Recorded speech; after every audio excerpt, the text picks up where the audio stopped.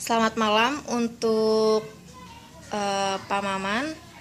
Saya ingin bertanya tentang politik. Menurut Bapak, dalam bidang politik terdapat korupsi atau tidak?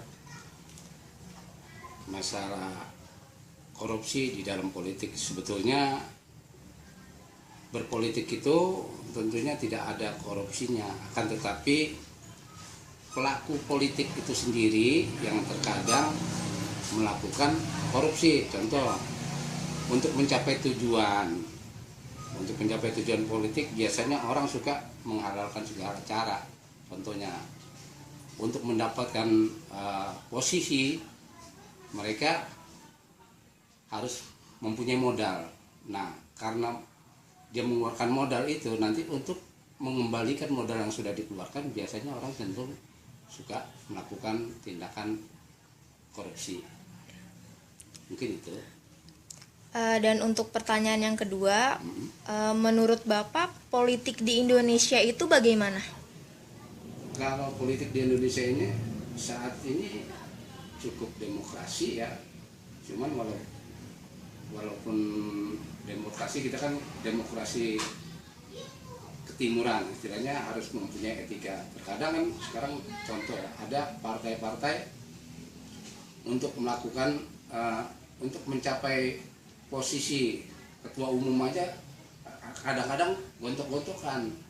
Jadi etika dan moralitas sekarang itu udah nggak diutamakan lagi. Yang penting untuk mencapai tujuan itu mereka melakukan dengan segala cara. Jadi terkadang ada partai-partai yang istilahnya dualisme. Contoh, ada ketua umum versi A, ketua umum versi B. Nah, itu kan sebetulnya kita demokrasinya masih kebablasan, jadi nggak terkendali. Mungkin itu. Sudah. Ya. Terima kasih untuk Bapak Maman sudah menjawab pertanyaan dari saya. Ya, terima kasih. Ya. Selamat malam Bu Dewi. Iya, malam. Saya ingin bertanya tentang politik. Menurut Ibu Dewi, itu politik itu seperti apa ya? Politik apa nih, Mbak? Tentang kayak pemerintahan. Politik dalam artikulasi di pemerintahan sekarang. Iya. Kalau menurut saya, politik itu pendapat saya ya, opini saya, itu teori, metode, atau cara untuk bisa meraih apa yang kita tuju.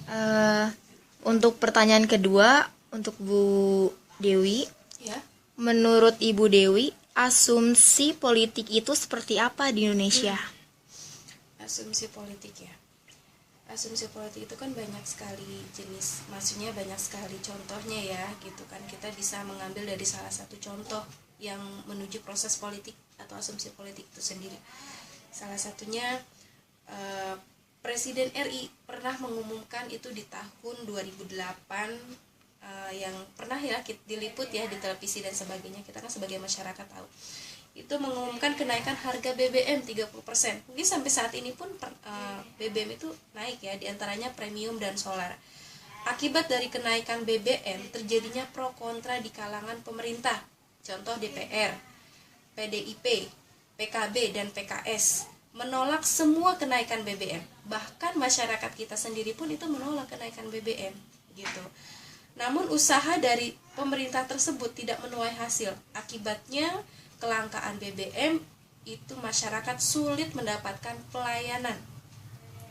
Bahkan di sini dari pengambilan sikap pemerintah menaikkan harga BBM, terjadinya konflik di masyarakat karena pemerintah lebih memprioritaskan kelompok dominan dalam hal pengelolaan sumber oleh pemerintah. Nah, dari sini kita bisa mengambil kesimpulan bahwa kebijakan yang dikeluarkan oleh pemerintah tidak pernah menguntungkan semua pihak. Maka terjadilah tekanan terhadap pemerintah secara terus-menerus seperti demonstrasi, protes, huru-hara, ya, bahkan sampai yang terjadi saat ini perdebatan dalam proses pemilu yang berasal dari golongan yang tidak puas terhadap pengambilan keputusan atau kebijakan tersebut. Nah, tekanan terhadap pemerintah itu bahkan menyebabkan kelompok atau individu yang terjadi di masyarakat mendapatkan keuntungan dari pola pendistribusi sumber yang ada.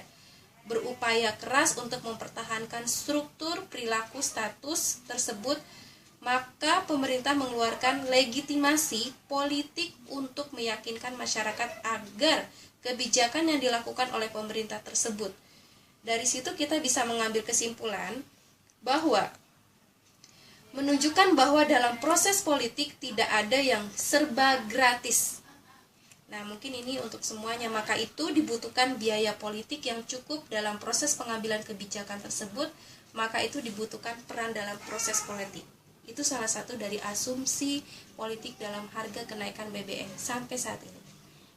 Udah. Terima kasih ya Ibu Dewi sudah membagi waktunya untuk saya.